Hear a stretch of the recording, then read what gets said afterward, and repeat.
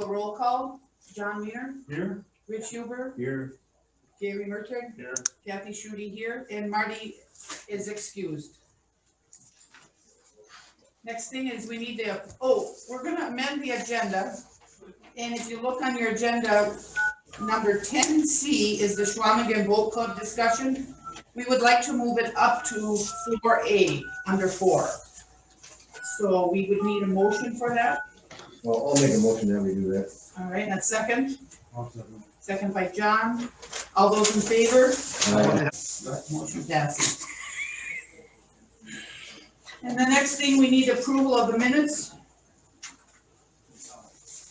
I'll make a motion to approve December 9th minutes. I'll second it. We have a motion and a second to approve the December 9th meeting minutes. All those in favor? Aye. Good deal. Who seconded it? I did. Okay. All right, number 4 is a request for comments from public or invited guests. We do have a guest. Sir, if you could introduce yourself. My name is Al Smiles from Ashland. I'm the secretary treasurer of the Schwamigan Boat Club. I've been since 1980, I've been the president for 20 years, and I'm the secretary treasurer for 20 years. Okay. If you can speak up just a little bit Yeah. louder. All right. So let's talk about the Schwamigan Boat Club discussion. Okay, as everybody's aware, at the last Forestry Committee meeting, we brought forward a lease to continue the relationship between the boating club and the county. And then when that got to the county board, they asked to send it back to committees to discuss the lease and possible ideas for other ways of handling that piece of property. The Public Property Committee met and they discussed it, and Clark asked that this committee would discuss that lease and that property as well. There's been discussion about potentially increasing the lease amount, shortening the time of the lease, possibly offering opportunities to other people to build boat structures on that property. And we're just looking for feedback from this committee on how they feel about that property and that lease and that situation. So I just prepared this little fact sheet here for kind of just some information on that piece of property. The boat club acquired it in 1954. There was a railroad right away there at one time, which they acquired in 1955. In 1985, the boat club and Ashland County came to an understanding that the county would take ownership of that property and pay the back taxes that were due. And at that time, in February of 1986, there was some discussion about the boat club not selling or transferring ownership of the boathouses to new owners. So it appears that the intent of the Forestry Committee was at some point, the boat club would cease to exist on that piece of property as ownerships basically died off. But that's not happened to this point. Between February of 86 and April of 89, the county worked with the boat club and the state to improve the facilities down there. This included building a new dock and rebuilding the break wall that protects that area. The boat club did a lot of that work. The county sought grant monies and stuff from the state to help pay for those projects, but the boat club did the majority of the heavy work down there. In October of 1989, the county finished all those improvements with the dredging of the boat landing. And I believe that is probably the last time that the boat landing was dredged. Late 1990 to early 91, those projects down there were completed, and the county's efforts transitioned out the second landing by the Rod and Gun Club to start work on improving that landing out there. So then the county has had a lease with the boat club since the county took possession of the property. This lease has allowed the boathouses to remain where they are. The county ownership of the property has allowed the public access to Lake Superior and has allowed many people to use the artesian well for their drinking water. The lease has been to this point a simple document, and the relationship between the county and the boat club has been beneficial to both. The boat club does all the maintenance of the property. They mow the grass, they take care of the road and the parking area. The county supplies materials when they need it, like if they need a load of gravel, I'll have the highway department drop a load of gravel down there, and then the boat club provides the labor to do the work. The county board has directed that this lease be re-examined. The PPLE committee visited the issue, and the Forestry is being asked to weigh in with thoughts and ideas as well. So I guess I'm going to turn this over to the committee to discuss this lease and this property, and then Clark is on the call now, so he'll be able to hear your thoughts and ideas, and I'll share anything else that needs to be shared with him as well. All right. First thing I'd like to say is, I would just like to try to explain to everybody where we're talking about, so it's very clear. So this piece of land is behind Anglers All, and you take a left off of US 2, and you go left and you go down and kind of around, and there's a boat landing out there, and there's some ice or fishing shacks out there, and that's kind of the area that we're talking about, correct? Correct. I have been there, it's very nice, No, I never. very nice. How many acres is it? I believe it's 2.6 acres total. Oh, it ain't that big. Okay. It's a small area. There's a parking lot, there's an artesian well, and numerous people do come and fill containers for drinking water at their homes. And then there's 7 or 8 boathouses. There is a public dock and a public boat landing there as well. The Jackson County doesn't give any money for that at all, you know? We give money in the form of material, like if they need a load of gravel or something, the forestry department pays for that. But they do the work then to patch the holes and maintain the road, and they mow the grass. They maintain their own boathouses. So far they've maintained like the dock area, but if there was a large project that needed to be done, like with the dock or the break well, then the county would get involved with that. My question would be, if our thoughts originally were as the ownership of the boathouses no longer existed and the boathouse would come down, then why would we add more boathouses? Unless we thought it was a revenue maker or something, and who would construct those and how would it, you know, if on one space we're saying we're gonna get rid of these boathouses eventually over time, why would we add more? I mean, you have to figure out if you're gonna add more to make, I don't know what you're making off it. It's, the boathouses that are there are not the best condition. No, they're old. So, you know, I guess if the decision is if somebody on the county board, other than myself, is thinking of this as a moneymaker, It's I'm not. not sure that it is. We have very little money that we put into it. If we put a load of gravel in there once in a while, we're not doing anything else there. So, Bruce does some enforcement work down there, like during smelting season, to make sure there's no fires so we don't burn them down, kind of thing, but that's the extent of our involvement with it. There must have been some kind of restrictions where they weren't allowed to build any more docks on Lake Superior, is there? The state law does not allow for new, what they consider wet boathouses to be constructed. Wet meaning that a portion of that boathouse is outside the ordinary high water mark and makes contact with lake bottom. Lake bottom is public property in the state of Wisconsin, so the state prohibits that. You can build what's called a dry boathouse. I don't personally understand what that is if you can't have direct contact with the lake bottom, but boathouses are not something I'm super familiar with yet. So you can't build a new wet boathouse like what exists down there now. 6 or 7 years ago, the city declared them historical structures, Okay. which at that time gave them an exemption to do maintenance. Prior to that, they could only do maintenance on the boathouse up to 50% of the assessed value one time in the life of the boathouse. After they were declared historical structures, they could then do maintenance to maintain them and repair them on the existing footprint of where they're at. In 2016, the state changed the law so that all wet boathouses can be maintained, but they can only be maintained in their existing footprint.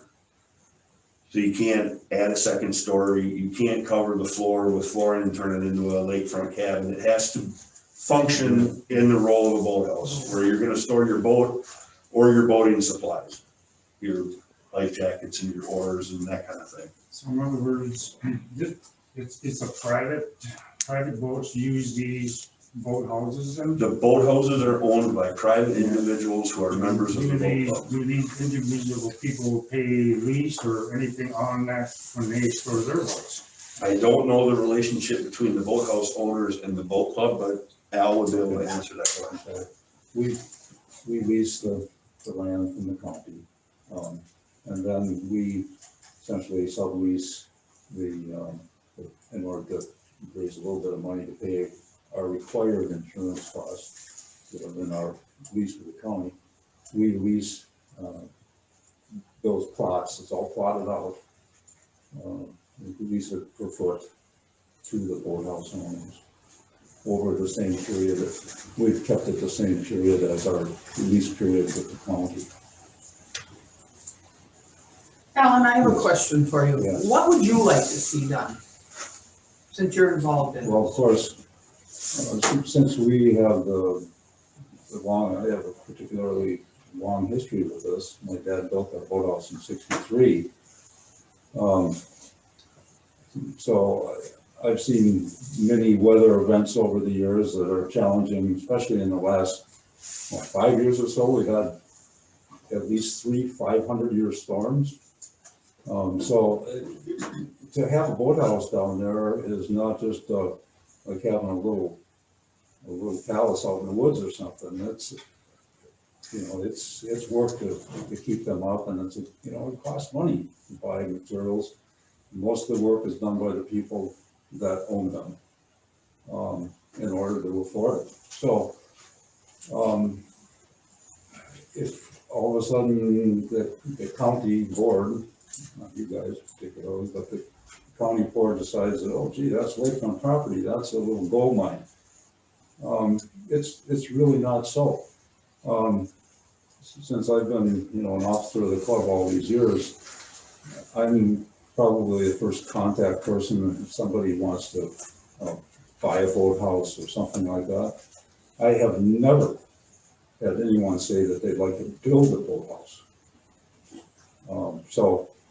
And there is a practical reason for that too.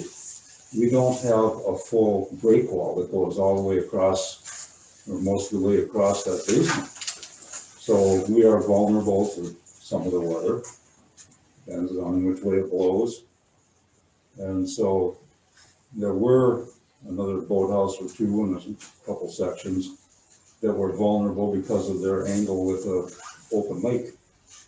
And after they were destroyed by storms years ago, they never rebuilt it. And then on the other side, where there probably would be a little more protection, it's too close to the access road. So there's a limit. We might be able to squeeze in another boathouse or two if the city would allow it, which is the other thing. I don't know exactly what the city's position is on that. All I know about the city, I happen to be on the Historic Preservation Commission, and I'm familiar with what Chris said about the city naming them on their historic list of properties, and which was a godsend for us because then it allowed us to keep them up. Thank you. And currently there's how many boathouses? There's 1, 2, 3, 4, 5, 6, 7, 8, 9, 10 is about 10, 11, it's about a dozen. Okay. I just still go back to, I honestly believe that because the full county board had never seen pictures of this land or the boathouses, there was a difference thinking that maybe it was a moneymaker. I don't agree with that sentiment, but, I don't have an issue with changing the time of the lease or something if somebody's really critical over the length of the lease. But I think we need to go back to the county board from a committee's perspective and say, let's show them the pictures that we had. Chris can get those to us, so that we go back in March to the county board, we can say, here's a picture of the facility. Yeah. This is not a gold mine. As much as we want to try and help the budget, I don't think this is where we're going to do it. And then explain that the only cost so far that we've been incurring is if they need gravel or something. We're not even following the road, somebody else is following. And maybe if we, maybe the committee tells the rest of the board, here's a picture of the facility, here's what our costs are. And then if somebody else on the county board has a better idea, that's fine. But I just don't, I don't think anybody on the board realized where it was and what it was. Yes. Yes. The other thing that maybe they don't realize is that this provides a land, this provides a boat landing that's sorely needed, especially since, it's taken so long for the Superfine site, and we still a long ways from building our, happen to be on the Harbor Commission too, still a long ways from building our new accesses. So it's very, extremely crowded on the harbor. So our little landing is used heavily. Mostly, I mean, this is not a deep little harbor, so it's small boats. It's, 14 to 18-foot boats going out fishing mostly. It's mostly working class folks and their families that are making use of that, and they do. I was gonna ask you a question. You said you never had people ask about building a new boathouse. You couldn't build a new boathouse out there anyway, could you? Well, that's a question now. You might be able to, as Chris said, maybe you could build a dry boathouse. But then there's the city's requirements. Can you build them next to each other like you once could? Or do you have to have so many feet? There just isn't that much available buildable space there. Right. And I don't know what the setback would have to be.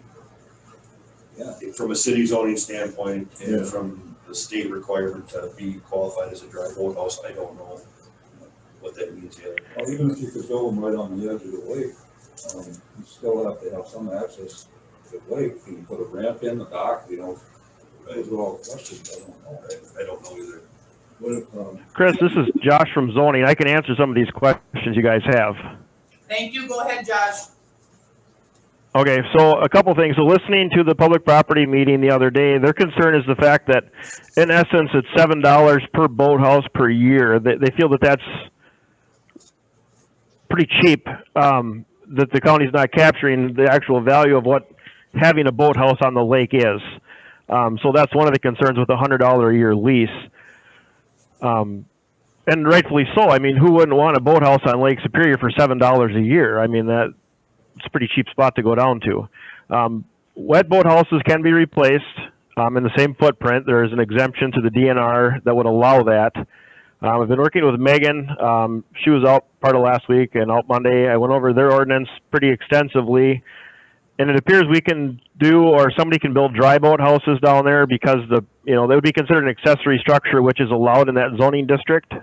There's quite a bit of room down there, so there could be quite a few built if that was an option that people wanted to exercise.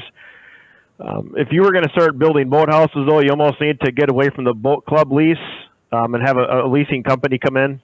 The people that own these boat houses now would have the option of just surrendering the property, or they would have to remove their boathouse. If they chose to remove the boathouse, the management company could, replace those boathouses if they had people that were interested in them. It's going to be kind of up to the county board to decide if they want to continue with the lease. It sounds like these boathouses have been sold, but the initial agreement was that these boathouses could never be sold from the original owners, and they've been transferring. The county could opt to not renew the lease and look at selling the property. It would, there's potential development value there, as opposed to, what we have now, unless the county board takes a different direction. So, there are a number of options, like I said. So they could build more dry boat houses. They'd be accessory structures, which are permitted because the principal use of the property is with the boat launch and the boat houses that are there. So that would be allowed. Boathouses that are destroyed could be replaced. They're personal property now, so if the people don't like the way things go, they are required to remove them. County, like I said, could replace them. My opinion would be they would want to probably contract with a management company that would handle that, because with our budget constraints and where we're at on things, it's not something, we don't have a department to do it. We don't have staff to do it. And if we're only making $100 a year, a management company could come in and say, well, we'll pay you 10 grand a year and we're going to manage this property. The county is $9,900 ahead every year versus where we're at now.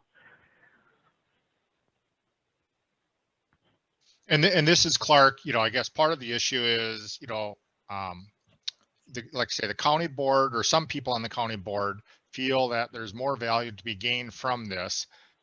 And we don't have a clear direction. I'm in no super rush to get this done. I think it's better for us to do it methodically, build consensus within the county board, because I think there is a group of county board members that just want to renew the lease at the $100 a year, and others want to say we should get all the money we can out of it. So I think part of it is just continue education, and then also with the boat club, what do they feel they could offer, given the, some of the feelings from other county board members who feel we're not capturing the value. This is Gary. I have a question. Whose really jurisdiction is this? The forestry now, or the property and law enforcement committee? Yes. Like, well, I actually brought that up. I brought that up at the Public Property and Law Enforcement Committee because, when you look at the charters or the duties of it, it does kind of fall in between. And this is a recreational thing, but because it's a piece of property, also the public property manages public property. And so it's kind of in between. I don't think there's none of these committees can make a final decision, but I think it's good to get as many county board members involved in this to bring back to the county board to have some sort of consensus to say, yeah, here's what the county board's willing to sign off on. I think that this property should be like the way it is. It's there for the public to use. And everything, like people bring their boats there, they go ice fishing from there. It's like having a park that the county owns that people can use, the public can use. And I think that's the way it should be handled.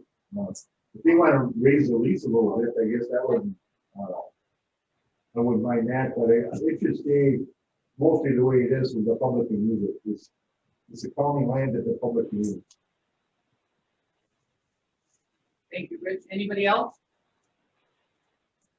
There never was boat docks, just boat houses on there, huh? There are some portable docks that have been put in and out. But there's the dock, of course, the main dock that we built back in '86 that protects the boat launch. Because nowadays it seems like docks replace boat houses.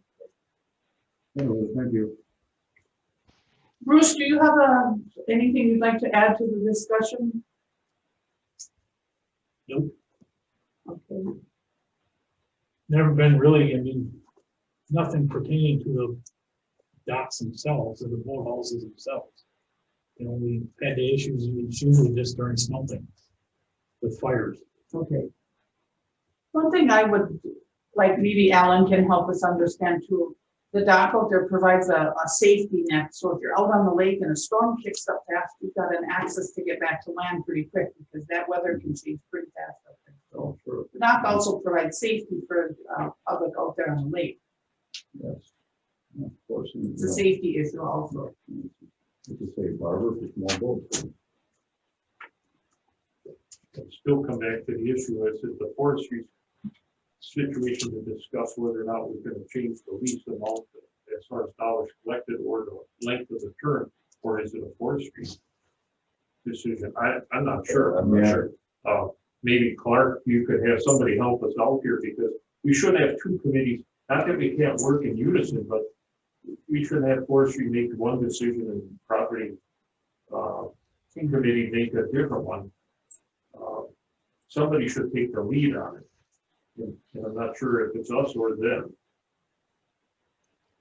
Yeah, and I really can't tell you where to go with this. Forestry made a recommendation and it was rejected by the county board. So your recommendation of signing the lease at, I think it was $150 a year, the county board decided that wasn't appropriate. So we need to do further research. The question is, you could continue just with the same recommendation at $150 a year, or you could make a motion to say, direct staff to do something, which is, increase the lease, look at other types of options. So right now we don't have any, the public property basically just gave direction, but no formal motions for staff to try to increase and maximize value to the county. That's a general direction, but there isn't it wasn't any like, here's a lease. I think ultimately the lease would come from the forestry committee back to the county board. But I think it's good for the forestry committee to also, consider what the county board would be willing to accept. And I think having the public property committee weigh in on it gives the forest committee some guidance as far as what the county board would look at. I would encourage you all to review that on our YouTube channel. Would be from January 25th at 5 p.m. and it's on the YouTube channel. And you can see the discussion. They were very adamant that they do not want to they did not want to support a lease that's only $150 a year for the county. So. Well, then I would, I don't know if we need a motion, well, maybe a motion. I would make a motion that we table this until we can review what land committee said. Yeah. And then we'll come back and have the forestry department kind of give us an idea where we can go with a recommendation back to the county board. So we have a motion by Gary, and do we have a second? I'll say it. Second by Rich. All those in favor? Right. So we're tabling it until we get further information. Right, and I think we'll have to review what the land committee said, and then we'll have to talk to Chris and the Yes. staff and say, what's your recommendation? Our next meeting is March 16th. If we have one. It says Oh. March 3rd. For the mining zone. Oh, land and zone. Oh. But this was property. That was public property law enforcement. They're the ones Doesn't that have nothing to do with mining zone. Not at this time. So if we look at that committee and then we could shoot some ideas back and forth. Yeah. Chris and the staff and say, is there something we need to do differently, or, we'll find out what they have to say. And one more thing, just to reiterate, if you look at the sheet that Chris gave us, so the forestry committee has been involved in this since 1985. And we've been making the decision, so it isn't something that's just starting new. It's been since 1985. That's a long time already. And I think that should have some club to making decisions. And maybe in the meantime, the club could give any of your feedback in addition to what you already said, maybe to Chris too. Yeah, sure. Well, I was waiting to talk to you folks before I presented this new development to the rest of the membership, but I'm sure they'll have plenty to say about it. Well, good, because that's what we need. We need that. Yeah. And as far as the county board is concerned, I'm sure that they will get an earful. These other constituents that happen to be members of this folk club that have these folk clubs. That's a good thing, though. Hmm? I mean, that's a good thing. Yeah. Then we're not making a decision in the dark. We can say, hey, we heard from this person or that person, no matter where they're coming from, whether it's a club or an outside entity.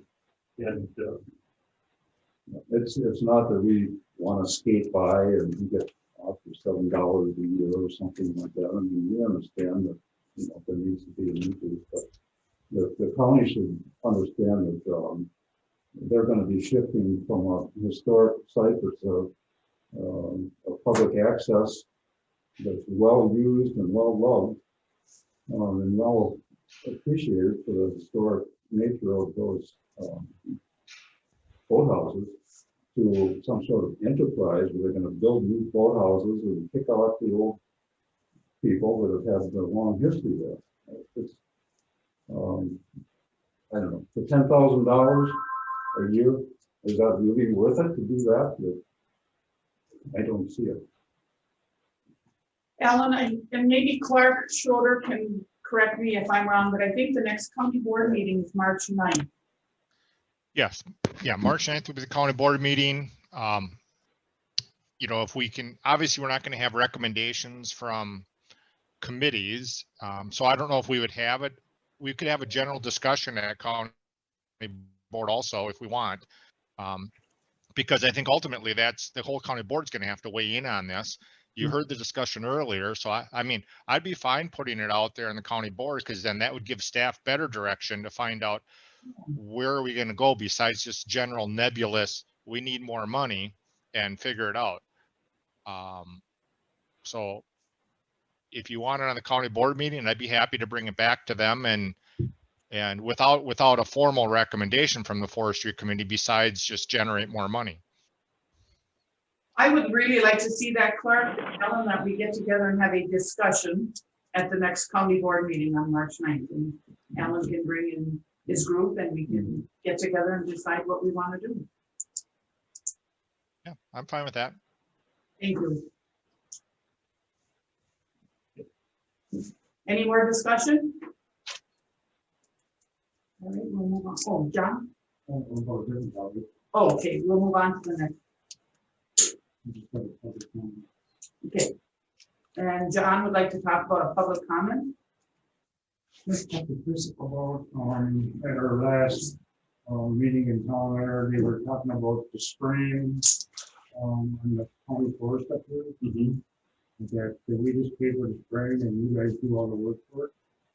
Is that system been working as far as, It's something that we're just starting to work on.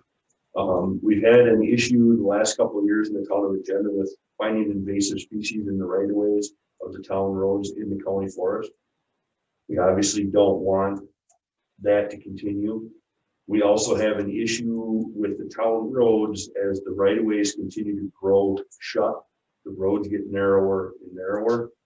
It makes it less safe for traffic and it makes it harder for the town to maintain. The towns have approached us in the past about cutting right of ways open when we have timber sales along the town roads, which we're more than happy to do. The loggers do that work. It opens the right of way back up. The problem is it's hard for the towns to maintain those right of ways in an open state.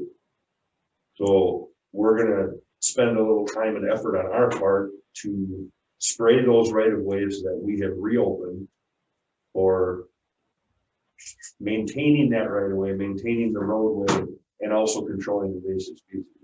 that's in your budget? Yep. In your budget? Yep.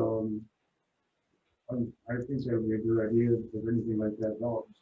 You know, we have found in the town of agenda where we've just been spraying for invasive species, it's been easier for the road crews to maintain that stretch of road now too. So the gravel that's getting lost underneath the right of ways encroaching on the town roads, they're now able to grade and bring back onto the roadway and actually, you know, use for roadway. So we're going to apply the herbicide in places where the right of way has been opened back up, and it'll help to maintain that right of way for the town and for pulp trucks and the loggers and us and everybody else who uses the road. I'm on the Land and Conservation Committee, and I know they would like to hear that. So I would definitely bring it up to them. Okay. Thank you. All right, any other public comments? We'll move on to number 5, the snowmobile ATV trail business, Bill Chandler and or Chris Hoffman. Well, as you can imagine, the snowmobile trails are not in very good shape. There's isolated pockets in the county where there's more snow than others, but for the most part, there's very little snow. And where there is snow, they're getting run on by the snowmobile so hard that it's all disappearing anyhow. You know, Tommy and the crews have been out, trying to maintain what they can. But we're almost wasting our effort now because stuff's coming back broken, and it's just an ongoing battle. And we do the best we can. Yeah, I haven't heard of any complaints, so it's been going good on that. Good. Yeah, Chris, this is Bill. The trails were open for packing on the week of January the 18th, and they were officially opened on the 22nd at 2:52 p.m. Ride at your own risk, because there's still areas with little to no snow. Grooming is going on where possible. All known complaints have been taken care of at this time are reported to Bruce. And the only one that I don't have an answer on is the one unauthorized trail along the south end of Lutz Road. Somebody's put a trail in there with no known easements. And the township is concerned about it.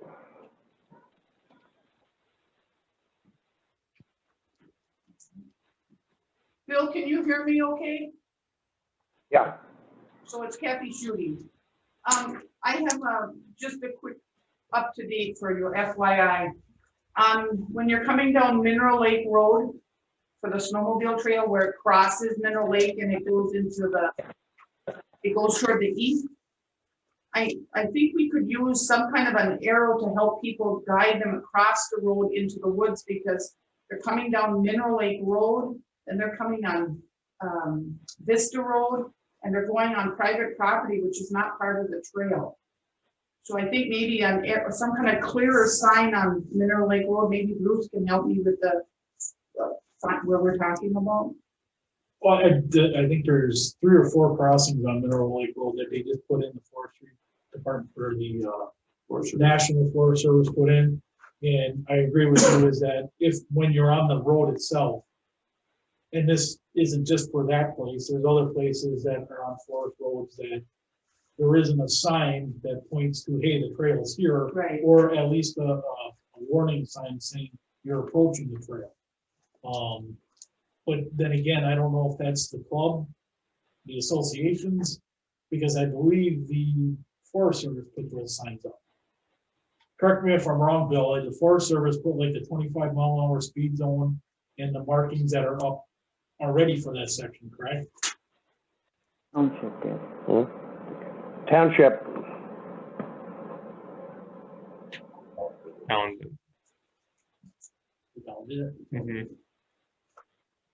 Okay. I have a question on those specific trails. Are those trails actually open? Yeah. How are the snowmobiles not ripping up all that seating blanket?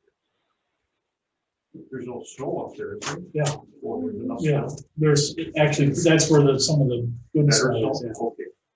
That was the seat blankets were pretty brown last year. Yep. Hear that. So maybe we can look at some arrows or something to help people to do that. They don't come down Mineral Lake Road, they're just crossing it into the wood. They gotta go into the woods, and then they'll stay on the trail. It isn't happening a lot, but We'll check it out. But We'll check it out and see what can be done. also just recently realized that the town of Rainbow actually opened up all the roads to snowmobiles. yes, but they're going on private property and they don't have permission, so it just clarify it. Are they going through that field? Yeah. Okay. So let's move That's on. all I have. Oh, well, excuse me, John? How are things going for you, as far as the snowmobile? Tickets and, warnings and, stuff like that? Did you want to go to that now, or do you want to finish with this section? That's over the years. Okay. The report I got is from October 1st, because I've been here for a while, through January 31st. ATV citations, there was 9, snowmobile, there was 15. And written warnings, there was 34 ATV and 36 snowmobile. We've had roughly 5 ATV snowmobile trespass complaints. Similar to like what Catherine's talking about, or people going off the trail. I got 3 loaded firearms in vehicles and ATVs during the hunting season. And then we've had a couple of timber thefts in the state, or the national forest and Ashland County forest, and they were all cited. For the snowmobile complaints, is basically, it seems it's the same every year. It's stop sign violations, speeds, trespass, and when you're on the trail, not staying to the right, going around corners. Those are the biggest complaints that we get, in the noise. So that really hasn't changed through any of the timeframes. Some of the spots, and I just talked to you, I haven't been down here, they're sticking on the trail. Looks like it, yes. That was one of the spots, but right now it's just what you see on, you can see when you're driving around where they're going off the trail. They make it a little wider at an intersection because it's starting to brown up or whatnot. And I haven't received any direct trespass violations except for the Bringo area, but I believe we got that under control through the help of the landowner and then being out there. Are you allowed to drive a snowmobile along inside the highways? I mean, in the shoulder ditches, Yes. but you Short answer is have to be yes. so far away from the road itself, 10 foot from the roadway. 10 feet from the edge of the road in, you can drive a snowmobile on any highway, yeah? Yes. How long has that been in effect? I'm sorry. How long has that been in effect? Long time. Thank you. Okay, any other questions for Bruce? Thank you, Bruce. Move on to number 7, the DNR fish biologist. Anybody here to report that? No. Thanks, Doug. Thank you. Yeah, See you on the 9th. On the ninth. Jenna, are you on the phone? One was Bill. There's another 912, but doesn't look like they're trying to talk at all. Okay. I do have a report from Jenna. She's not on. She did not know she'd be able to make. Okay. They unmuted him, but I don't hear anything. So she sent the report and understand if she couldn't make it. Okay. Says, good morning, Ashland County Forestry Board. I apologize that I cannot be at today's meeting as we have a lot to discuss in the months ahead. Please see below for a review of 2020 management efforts and those planned for 2021. 2020 wildlife management update. Wildlife staff was greatly limited in the work they were authorized to complete in 2020 due to COVID-19 restrictions. Annual turkey, woodcock, and grouse surveys were not completed. The White River Wildlife Area parking lot and trail system is scheduled to begin this weekend or this winter, but due to engineering conflicts, it will be rescheduled for the winter of 21-22. If the board is still interested in creating a snowmobile trailhead at the Park Road location, please be in touch with Jenna to schedule a meeting. This was the last year of the CWD surveillance effort in Ashland County. The goal was to sample 300 deer in 3 years, but efforts fell dramatically short. Over the past 3 years, only 78 deer were sampled. In 2020, 26 deer were sampled for CWD. CWD was not detected in any Ashland County sampled deer. Ashland County CDAC has recommended to increase the deer population in Ashland County and maintain the current county deer management unit. This recommendation will be presented to the Natural Resources Board in February for approval. Wildlife management schedule for 2021. Spring 2021 turkey, woodcock, and grouse surveys, CDAC meetings to discuss antlerless quotas and tag allotments, and conservation Congress spring hearings. Summer of 2021, wildlife staff is scheduled to assist the Ashland County Forest with garlic mustard treatment and recon work. Please reach out when the time nears. Wildlife staff will work the inventory and mow all openings currently listed as active. Inventory and openings will assist in updating our list and prioritize workloads. Staff will reach out to the Ashland County Forest to discuss workload management, discuss future goals. Working with forestry staff, we're hoping to include these openings and whisperers and treatment dates. Summer deer observation surveys will begin in August and run until the end of September. Board members who are interested in assisting with data collection can contact Jenna.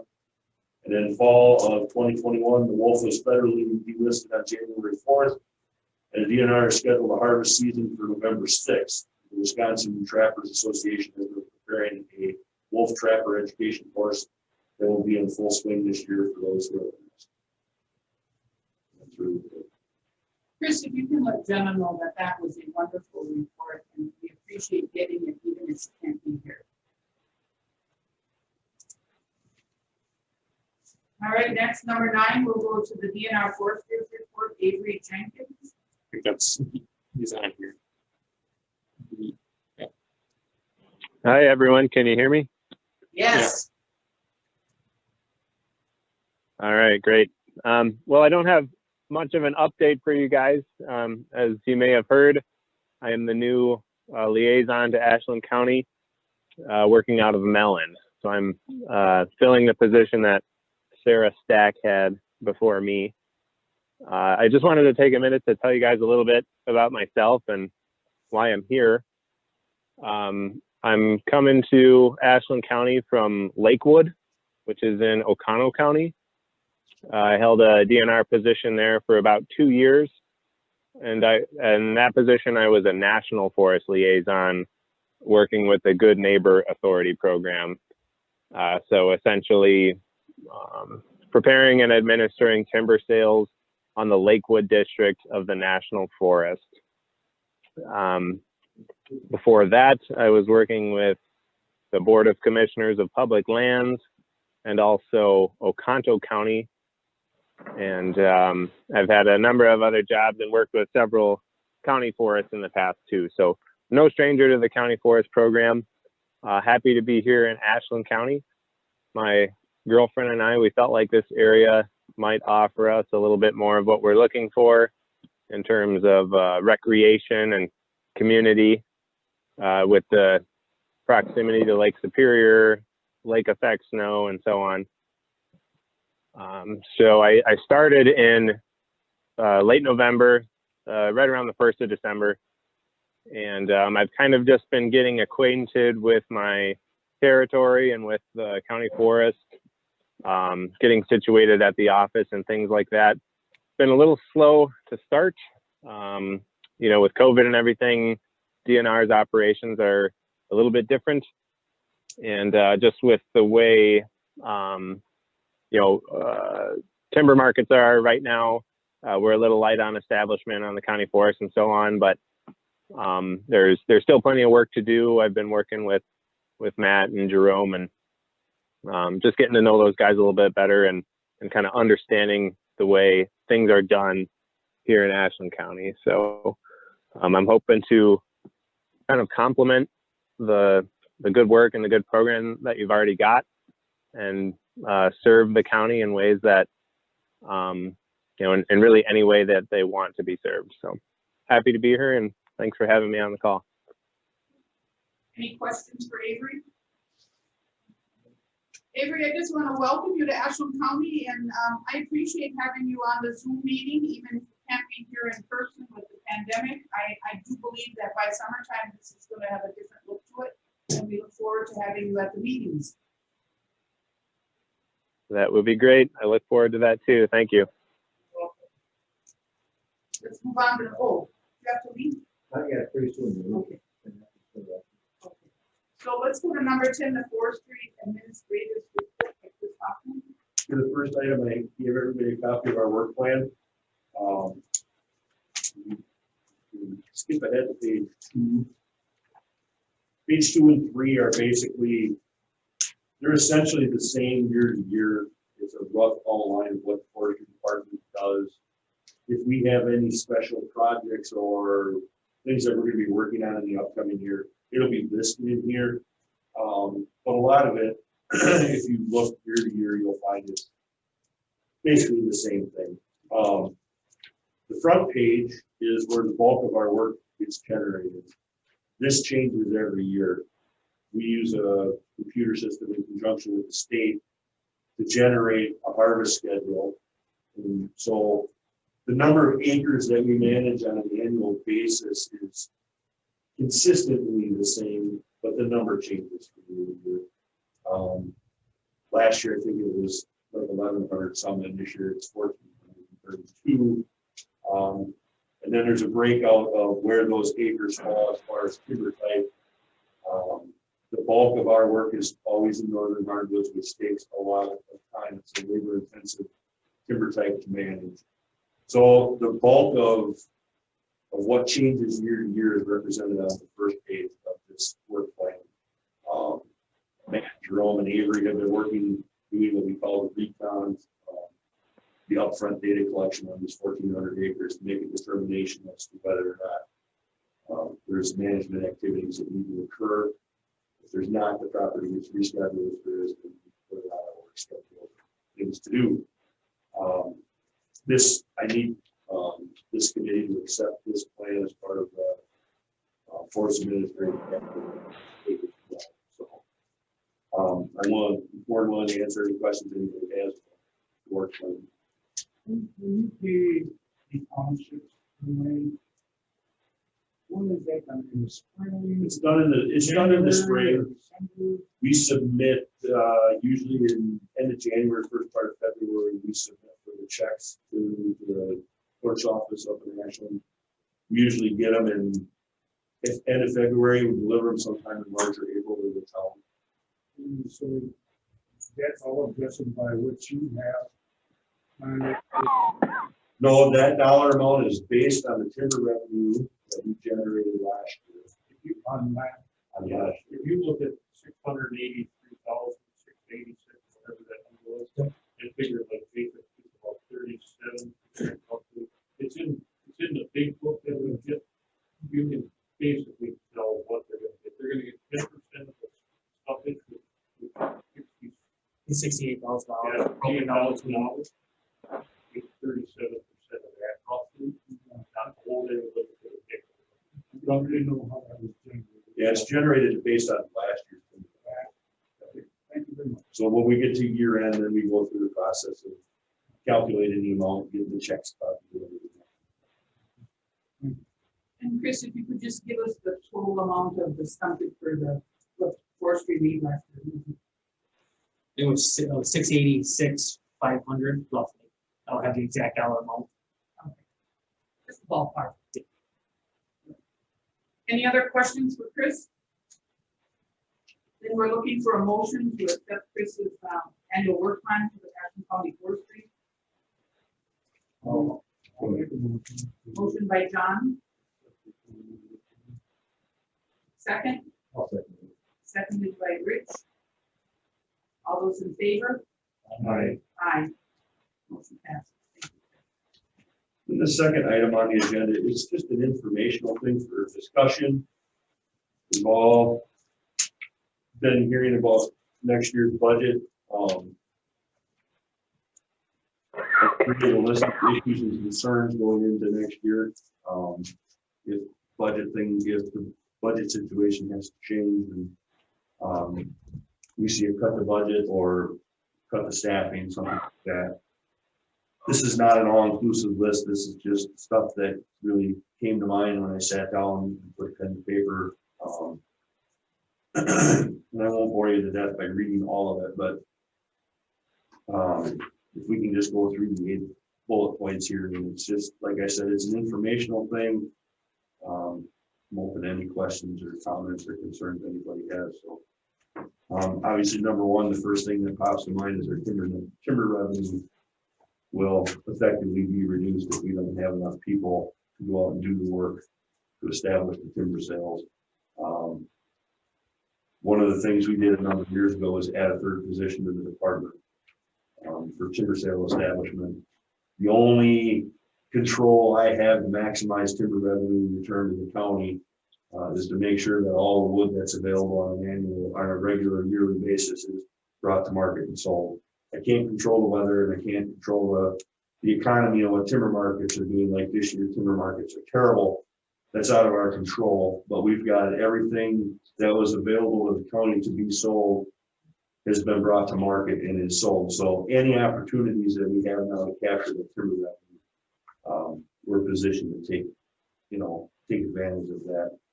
Number two, we've spent a number of years trying to get the forest to a position where it's growing baby trees. I tell Matt and Jerome all the time, our job is to grow baby trees, not cut big trees.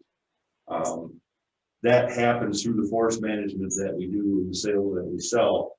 But if we can't sell those sales, a lot of that regeneration that we've been working hard for the last 15 years to grow is going to be lost.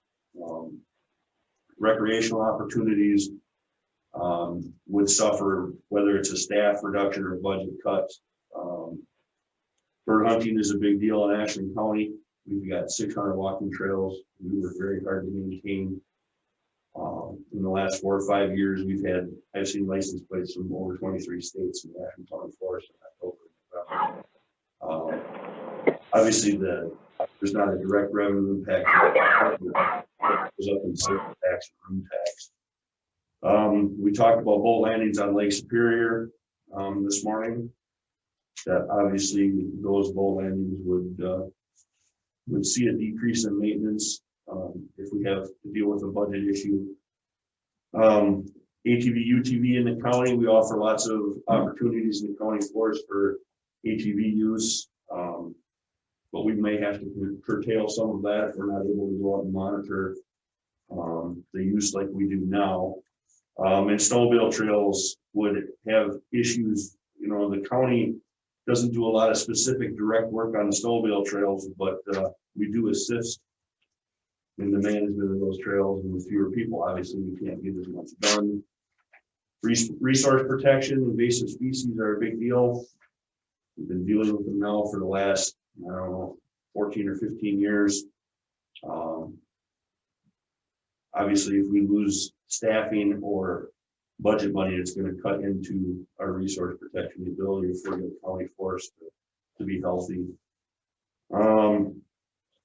We provide money to the towns, like John just brought up. Timber revenue goes down. The money we return to the towns goes down. We also work with the towns with culverts, the road projects. Last summer, we undertook 3 large road reconstruction projects in the county forest on town roads to help towns resolve issues that they didn't have the wherewithal to deal with on their own. So those kind of assistance programs would suffer as well. We provide technical forestry assistance to local school districts every year. Those projects range anywhere from timber sales and boundary locations and access issues to nationally recognized grouse research project. That would be one of the things that would probably immediately cease to happen. Just we wouldn't have the time to put into those projects. Funding for the chamber, the Ashland County or the Ashland Chamber of Commerce would have to be cut. That's money that is levied that goes through our department and back to the chamber. And then the community recreation grant fund would have to be trimmed as well. Those monies are used to help local nonprofits with projects for baseball diamonds and docks and things like that. This is just a list of some stuff that we're all going to have to think about and talk about going into the budget cycle this year and going into next year, depending on how things go. I just wanted to make the committee aware and give you guys some time to think about these issues. If you have questions or concerns that come up now or in the future, don't hesitate to reach out. But this is just it kind of goes hand in hand with the work plan. Some of the stuff that we do on an annual basis, that should the budgets change, we're going to have to look at how we provide and those services and maintain those activities. So again, it's an informational thing. I'll answer any questions you have. Let's see if the equipment use in there, is all your equipment been running good and stuff? We're sitting very good right now, equipment wise. We've got somebody on staff that does an excellent job of maintaining our equipment. And it's all relatively new. So equipment wise, we'd be able to get by for a couple of years with reduced budget. Thank you. How much money do you spend on boat landings? I mean, the other boat landings don't spend anything, so how much do we spend on the other? The county's direct cost on the second landing, boat landing, would be between $3,000 and $4,000 a year. Between grass mowing, snow plowing, and garbage. But we also maintain a pit toilet there. So there's some semi-annual, triennial costs to that. There's a dock that we maintain there, so there's some costs that come and go with that. Like Al was talking, if you get the wrong storm, you get dock damage. So we might, it might get to the point where you have to eliminate the pit toilet, or you have to eliminate the secondary dock. Those kind of issues. Is there a picnic table? I've never there. Is there picnic tables and stuff there? I don't think there's any picnic table. At the boat club or the gun club, there's. Oh, yeah, the gun club does have some picnic table.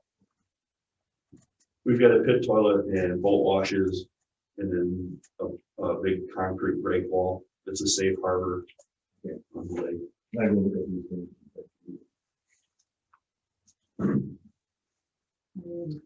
Thank you, Chris. And the only other thing I have, well, two other things I have, just informationally, we're at $80,000 for timber revenue right now. Basically, the month of January was an $80,000 a month. We've got 2 timber sales that are active right now on the county forest. Timber markets are not good right now. There's some hope that maybe we're starting to trend back in a more positive direction, but I never want to put the cart before the horse. I have something too, because we just got done talking about next year, and next year, every committee is going to come at their committees with this information, which is good, because we need to know where we make money, where we spend it. But this year, we need to be real concerned about where we're spending money. And I have a concern about things like recreational grant for this year and stuff too, even though those aren't big dollars. We are going to have to look at every dollar we spend. We're going to go line by line in this budget and try and figure out where we can save money, because when this referendum comes up in 2 months, if that referendum doesn't pass, we're going to have to know where every single penny is. So I know we're getting to that time of year where we would normally do a recreational grant application stuff. We're going to have to, as a committee, when those things come in, we're going to have to look at it and come back to you and say, if your timber revenue is going to be lower this year than last year, somewhere we're going to have to say what it's going to do without, if bad as that sounds, it might have to be one of those decisions where we say, do we do it? Is it in the best interest? Last year we only had one. We had one, and I don't think anybody's applied yet this year. They've got until the end of March. Like you say, because we're going to have to, as a board outside the committee, we're going to have to look at everything we spend. And I'm going to be honest, at the next county board meeting or before, I'm going to propose a hiring freeze. That all hiring has to come back to at least the executive committee, that it has to be proven we need that position. I'm not talking about cuts. I'm talking about if Joe leaves tomorrow, does the county need that position? And in a lot of cases, we're going to say yes, but I think we need to put a hiring freeze on, because we have to tell the public is outraged right now. We need to tell them that we're taking some action. The Daily, I'm going to get political here. The Daily Press did us no favors in that article. They heard us big time. We are not missing money. I had more calls from people saying, who stole money? It's not missing. We know exactly where it went. Yep. And that headline did us no favors. And in a time when we're asking people to pay more taxes, now it's coming out saying, well, where did you misappropriate? We didn't misappropriate anything. We just took money from the fund that we shouldn't be doing. But that being said, I've been upset for a week and a half since that article came out, because my phone hasn't stopped ringing for people saying, what did you guys do with the money? Well, who took it? Nobody took it. I couldn't believe my eyes when I seen that. I mean, it's just unbelievable. Yeah, it was a terrible headline. Yep. I just feel bad about the circumstances that are going on in 2021. It's just hurt the whole United States, it's every town, I've heard every organization, it's terrible. So, but thanks for you guys. I'm gonna have to leave now, I guess. All right. we're On a gonna- positive note, Yeah. Just one thing real quick. We're gonna excuse Rich Huber. He has to go get his shot, so we don't want him to miss that. So get going. Okay. That is on a important. positive note, this department only levies $260,000 a year. Oh, okay. And we return $684,000 of that. We are the money maker for the county. Right. Okay, see you guys. Thank you for coming. Yep. All right, number 11, any other business, or does anybody else have anything they're gonna add? Do we, have to do anything with the 22 budget? No, that was just for your information, just, FYI. the department heads have been working hard on budgetary issues already for next year, so I just wanted to kind of share some of my Yeah, very well done. thoughts with you guys. Any other business anybody wants to talk about?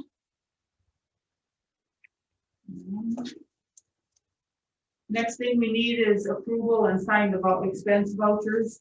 So we're looking for a motion. I'll make a motion, then if we get a second, I just have a quick question. So we have a motion by Gary, second I'll second. by John to accept the December and January vouchers. And just, because I know I've asked this before, is this cleaning of the office, is that a quarterly or Sue, is that a, Yeah, I think there's. It's not really 3 or 4 months she sends a bill. okay. Yeah. I thought somebody said that a while back, but I wasn't sure, because when you look at it, it's kind of similar at one time, Well, we're pretty messy. right? Okay. All those in favor? I Aye. Motion passes. actually. Do we have to roll call on the bills, or is the motion okay? We just do a motion. What we've always done is a motion. Okay, thank you. And thank you for questioning.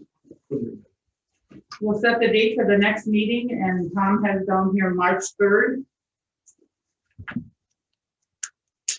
Oh, if, Tom, if you guys find out that that meeting's not necessary, if you could send an email out to everyone, or however everybody gets it. Sure.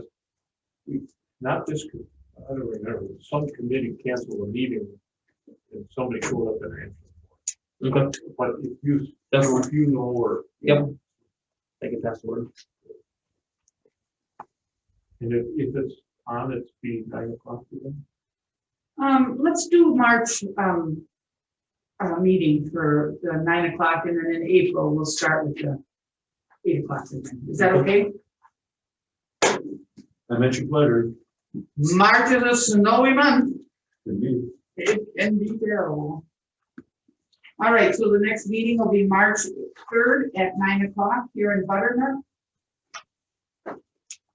Any other business or anything else anybody wants to talk about? So we're looking for a motion to adjourn the meeting.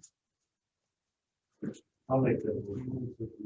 First, the motion to adjourn the meeting was by Gary Merchick, seconded by John Wiener. All those in favor? Aye. Motion passes. We're adjourned.